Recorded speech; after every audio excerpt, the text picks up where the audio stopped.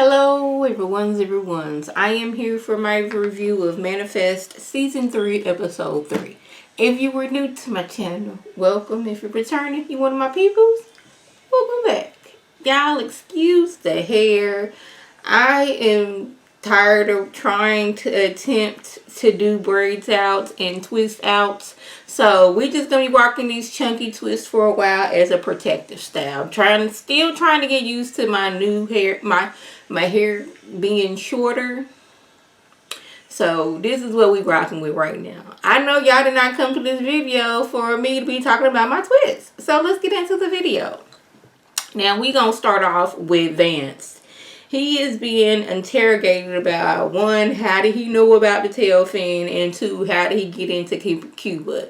Let him tell it. Some little boy drew him a drawing of the tail fin, which led him there. As far as getting inside Cuba, he got the connections. He been in government operations for the past 20 years. He know how to maneuver in and out of places. This is what he's telling them. I know what I'm doing, how to get here and get back and all these things. Now they trying to get him on tree. He's like, can we speed this up, because my wife, she is expecting me home for dinner, and they trying to get him on treason and on fraud and everything. He was like, you faked your death. It's like, that is not technically a crime, because nobody got paid for me dying. Like, there was no life insurance. My wife didn't get no life insurance. If I have kids, they didn't get it. My homeboy up the street, my goddaughter, nobody. So that's not a crime. I just act like I was dead and people just ran with it. Y'all assumed I was dead. I was out living my life. That's not a crime. But they talking about something, he not going to go home because all the charges they got on him. I was like, Vance, you going to get out of this. One, because I seen it in the previews, when the show first started, that you was out and about. And two, you that dude. So, Ben has a calling that leads him into a fellow 828er. And right off the bat, I didn't trust the dude. Something about him and seeing him on the previews was giving me like, this dude, he ain't about the right. He not going to use these callings all the way for the good. He going to help, but he going to do some trickery on his own. Yeah. They both have some visions of like some artifacts. It looked like some shaking going on. Ben, he sees like a young man inside of the callings, but old dude doesn't see that. Like, but old dude has like a photographic memory to where they can piece things together. Okay, what do all these items have in common? And it turns out it is a museum. Now, Cal, he in the backyard and he has a calling about a peacock. Now, y'all know last episode, Angelina, her scooter was like a stained glass peacock like type of situation in one of the windows. So we putting two and two together. But when Cal goes to tell Grace, she was like, oh, okay. And the uncle looking like, ain't no peacocks out there. I mean, you just gonna let your son lie? He don't know anything about the callings or anything about that. So he just like, your son, he a liar. And they get into it, which is like, my son is not a liar. She can't be like, well, ever since my husband and my son and my sister-in-law came, returned, they be having these visions that lead them into certain situations. You just can't spring that on people. One, y'all ain't talking with 15, 20 years. Two, we trying to keep this as hush-hush as possible because we not trying to have things get out. That's where I was feeling. But I was also feeling like, why is Cal outside in the middle of the woods when we got kidnapper, drug dealing dudes, or at least two of them out on the loose? Why is he in the woods? I don't care if they don't know about this location. I am that suspicious person. Like, no, we inside the house. I know you need your fresh air. But no, you gonna say your little tail in the house. Now, while at work, Michaela, she gets this, her heart starts to racing and beating and shit like that, leads her to her best friend Evie's house. And when she gets there, Evie, Evie's mom, she has dementia. And Evie's dad had been taking care of her. Well, the dad had a massive heart attack. And so now we got to figure out what we're going to do with Evie's mama. Evie's mama, she doesn't remember that her daughter is gone. She still thinks that they are 16 years old. The one person that was taking care of her, he is no longer here. Which, like, that has to be like, what do you do when the one person is taking care of you and you have medical issues and something happens to them? So that's where we stuck at. Now, somehow, a calling leads, it seems like more of Zeke than it did Michaela. I could be wrong, because I was taking my notes. To some DVDs, and on one of the DVDs, Evie's dad has left instruction like, "Hey, Michaela, if you are reading this, this means that I am no longer here.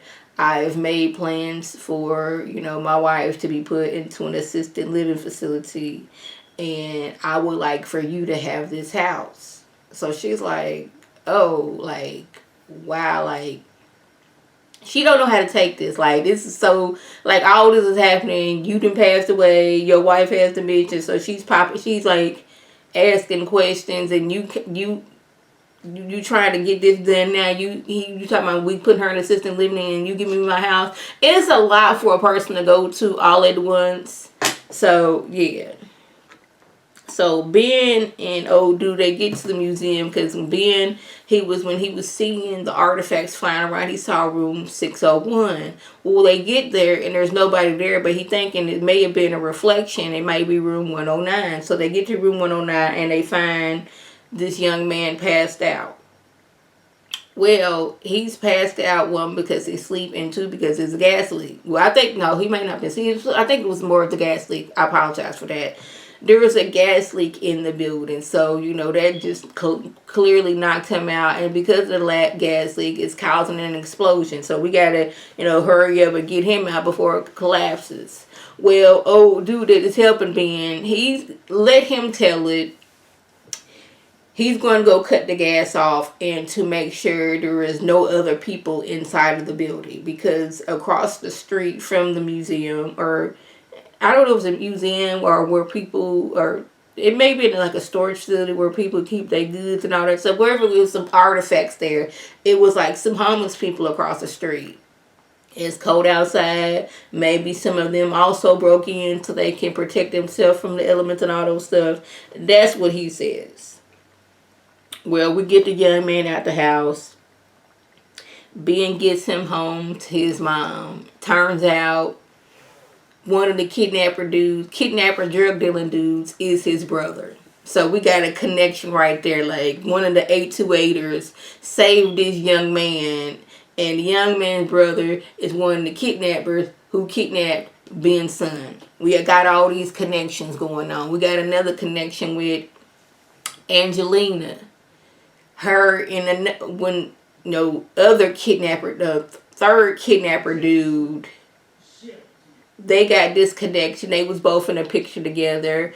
I don't know what it is about them, but it seems like the calling is leading these two together, and he like needs to be there with and or for her. And she made a comment that on her birth certificate it says she's about to be 30. Now I was like, was your parents lying? Because that was a weird way of phrasing things. That's what my birth certificate says. Nobody goes around and says that, like, my birthday is on such and such date. Not, well, my birth certificate says this. I just thought that was odd.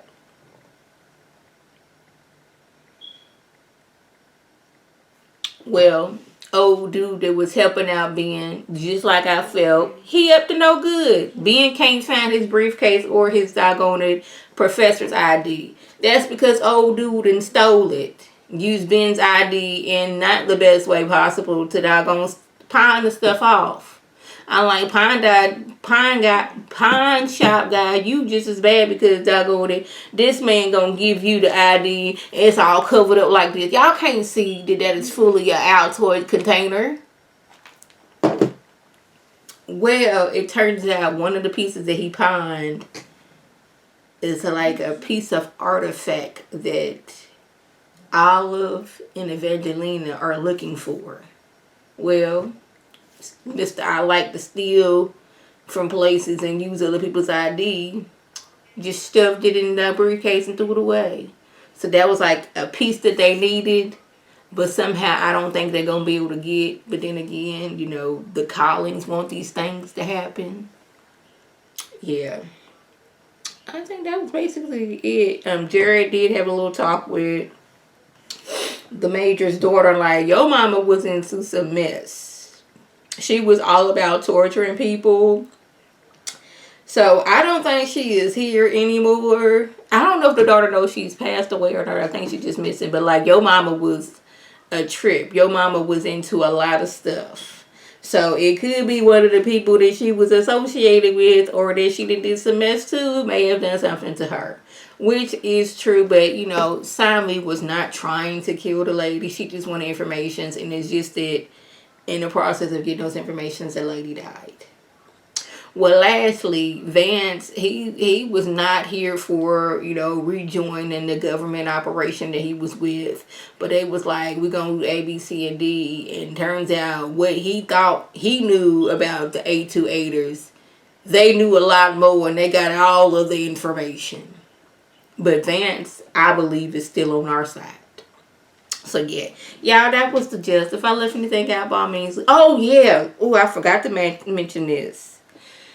Cal, he is singing like a little rhyme that he learned from her.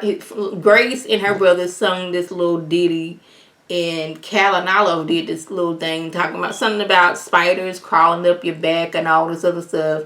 And as he is like reciting this to the baby sister, the kidnapping drug dealer dudes hear this. But it was like in a very creepy, the way Cal was singing it, it wasn't creepy, but the way it was coming across on the screen and the way they was hearing it was very, very creepy. So somehow Cal is in communications unawarely and involuntarily with these kidnapping drug dealing dudes. So yeah, we're gonna see where this goes. So y'all, that was the gist. If I left anything out, by all means, leave a comment below. If you are new to my channel, welcome. Feel free to subscribe. It's free all day, every day for $99. Make sure your notifications are on to my beautiful face. Puts up a video. You can click on it. You can like it. You can share it with your people, and you can come over and be one of my peoples. If you're already one of my peoples, oh, welcome back. If y'all don't know what to do, tell your people to tell their people to come over and be one of my peoples by clicking that icon above. This is Lady T signing off. Have a good one.